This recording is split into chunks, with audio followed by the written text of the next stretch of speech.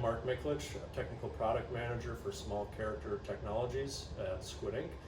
Today we're going to discuss commissioning a brand new JetStream printer. So this is how the machine is going to come out of the box. We're going to talk about how to get the system started.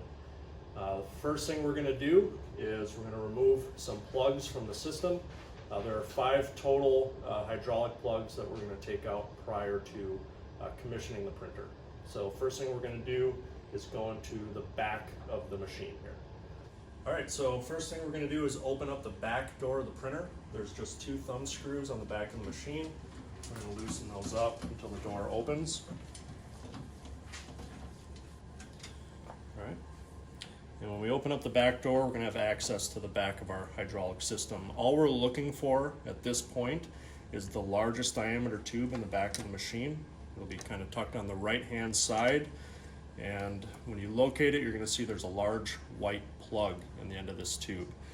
We need to remove this plug from the system. And what this is a vapor outlet tube.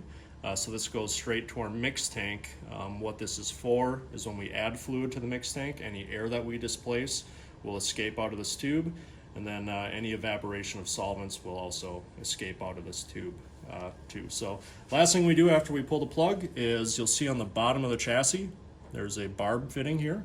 We're just going to plug this tube into that fitting or onto that barb. Okay. When you're done connecting that tube, we can go ahead and shut the back door. Just make sure you hang on to this plug as well.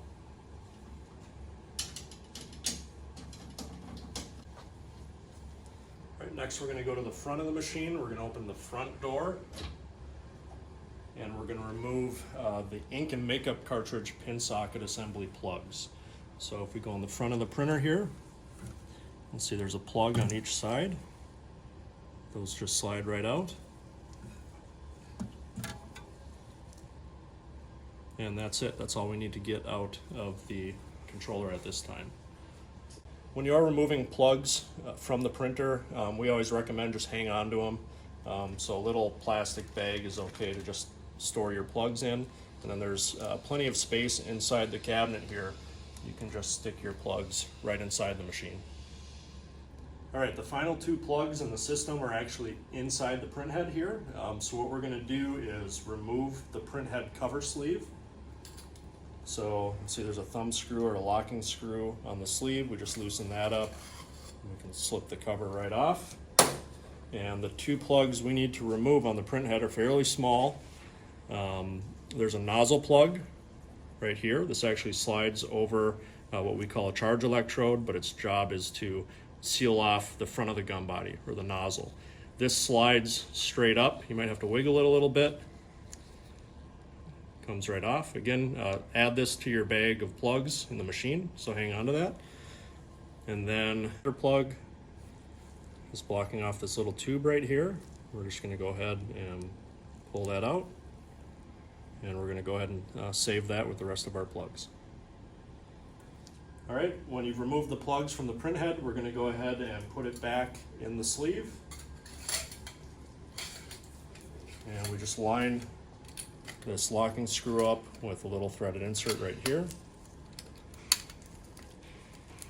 Go ahead and tighten that down, and then we're going to go ahead and put the printhead into our floor stand clamp here, and we'll lock that in place.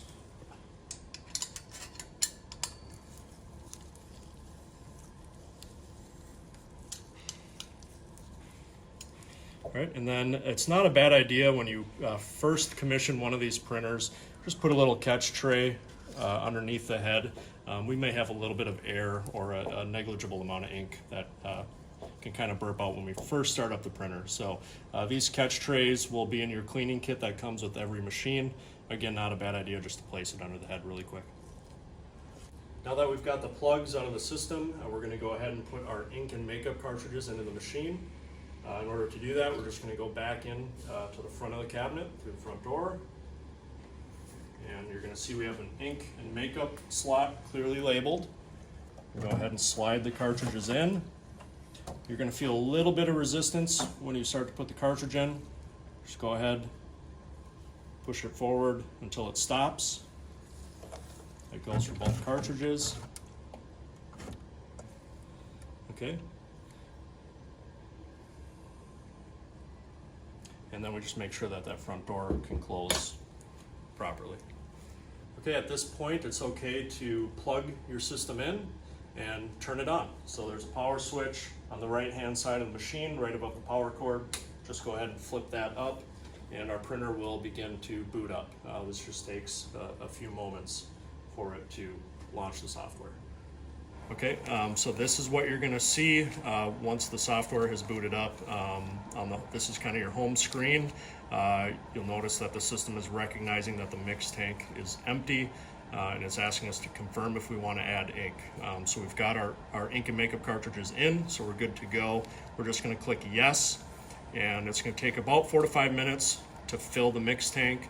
Again, that's just during initial startup here. You don't have to do that every time you start the machine from here on out. So we'll just get a status bar telling us what's going on once we click yes. Okay, so when the mix tank is filled successfully, you're going to see this on your display. At this point, it's okay to just click OK, and then the next step is the system is actually going to prime the hydraulic core with fluids. So we click OK. It's going to say feeding ink into the system. Again, that's just priming the core. So we just wait for this process to complete itself. What you're going to see on your display now is a notification that the system is done feeding ink into the hydraulic part of the controller. At this point we can just click OK, and we're going to move on to actually starting jetting. So we're actually going to start delivering fluids out to the printhead. So click OK. So to start jetting, what we want to do is, you'll see there's a button. We're going to click Start Jetting, and then we're going to have 3 options. We have Start Jetting with cleaning, without cleaning, or no, which just backs us out. In this scenario, the very first time we start jetting, I always recommend start with cleaning. What that means is before an ink jet is initiated at the printhead, the printer is actually going to send some makeup to the printhead first and essentially clean out our critical hardware components in the head. So we're going to start jetting with cleaning. We're going to get another status bar letting us know what's happening during that process. During this very first jetting on process, it's not uncommon to have one of 2 faults. We might see a pressure fault or a gutter fault. That's perfectly normal the first time you start the printer up. That's typically caused just by residual air or residual makeup in the system from us flushing the printer out after our production processes. So if you see an alarm and the system turns itself off, don't worry, that's perfectly normal. So we're going to start jetting with cleaning now. Okay, if there is a fault, either a pressure fault or a gutter fault when the system is trying to start up, the printer is going to recognize that and it's going to stop jetting on its own. So you'll see it says jetting off right now. And what we would normally have if there is a fault is there would also be a flashing red warning light right here. Or if you have an alarm stack, there would be a red light on that too. So again, the system's going to detect that fault on its own and turn itself off. In that scenario, all we have to do is restart jetting again. That's all you have to do. So all we need to do is wait for the system to finish that jetting off procedure. Once it's complete, you're going to just see a normal display here, no status bar or anything like that, and we're just going to have a power light here and again potentially a warning light here. Again, in that scenario, all we have to do is click Start Jetting, and we're going to start without cleaning this time since we've already run that clean process. Okay.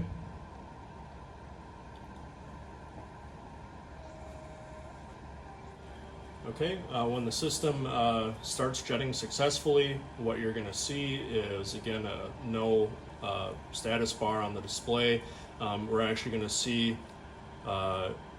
jetting graphic here now, so this represents that there's actually ink jetting through the printhead, and we'll also have a green light here. This also represents that the system is jetting, and then a green ready light means that the system is basically ready to print. Now that the printer is jetting, there's one more step, there's one variable that we need to have stable before we can put the printer into production, and that's the viscosity of the fluids inside the mix tank. So what we're going to do is go into the settings page, and then we're going to go to ink system. And what we're looking for is our ink viscosity reading, which is right here. This is our target viscosity.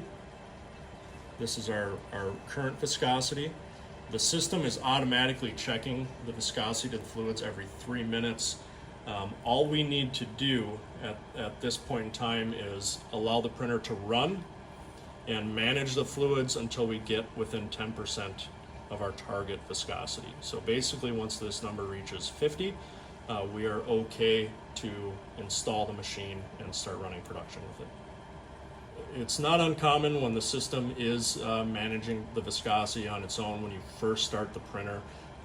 This can take an hour or two for it to stabilize, so we always recommend commission the printer either at your shop, or if you're doing it on site, maybe away from the production line, so this can again stabilize before we actually install it. Okay, so now our target, or our viscosity reading is within 10% of our target, so we're good there. And we also have a ready light, that's what this R is on the front of the printer.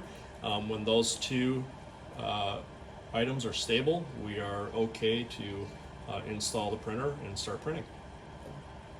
All right, thanks for watching this video on commissioning a JetStream printer. If you'd like to see more videos like this on our CIJ or other products, please subscribe to our YouTube channel. Thanks.